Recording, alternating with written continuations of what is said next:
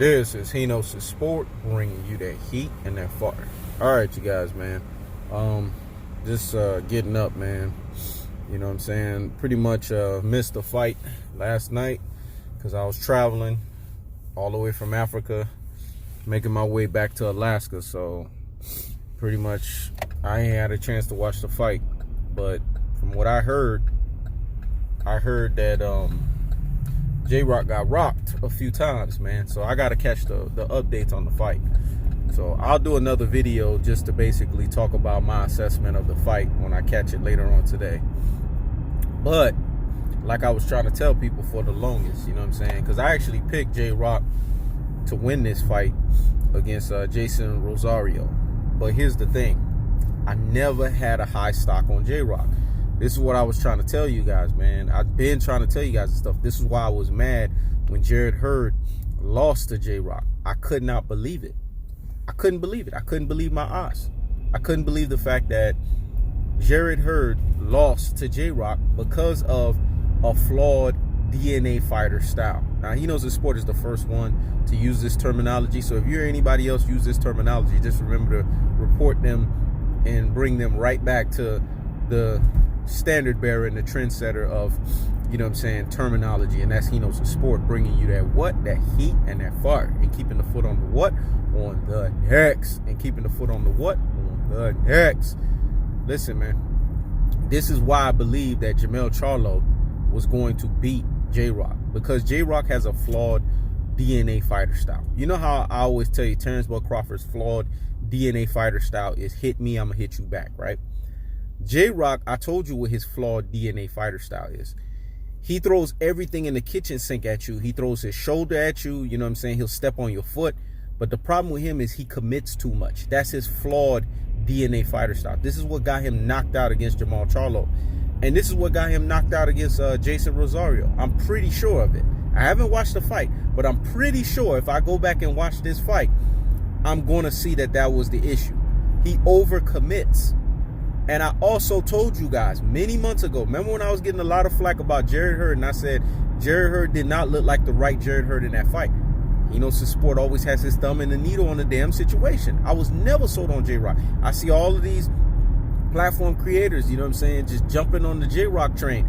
I wasn't trying to jump on that. You know why? Because I knew his flawed DNA fighter style was going to get him in trouble again. And here's the other thing too.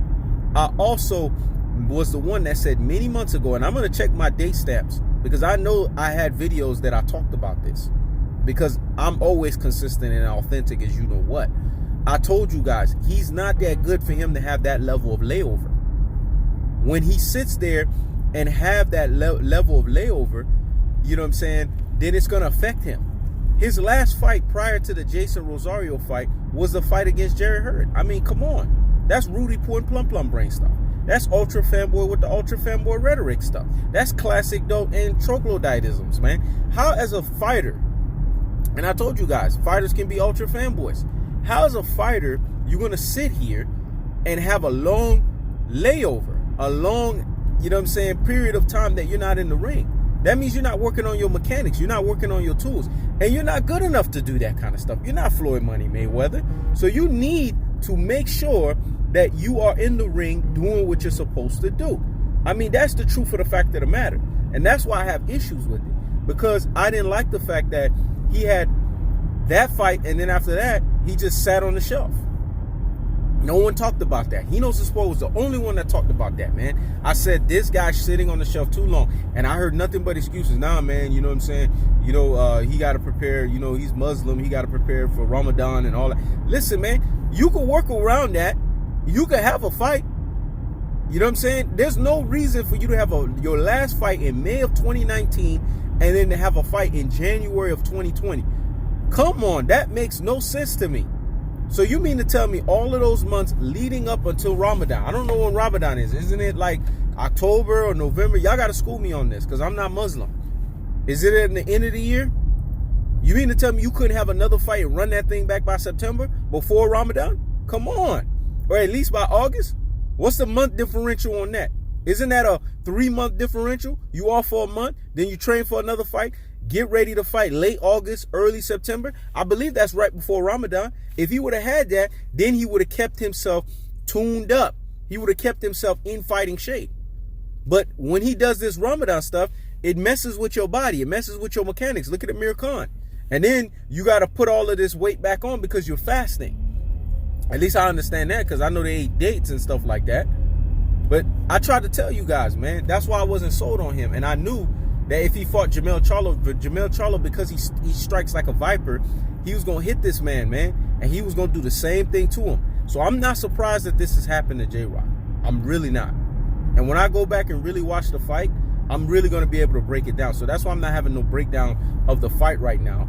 But I'm not surprised. And here's a little thing, too.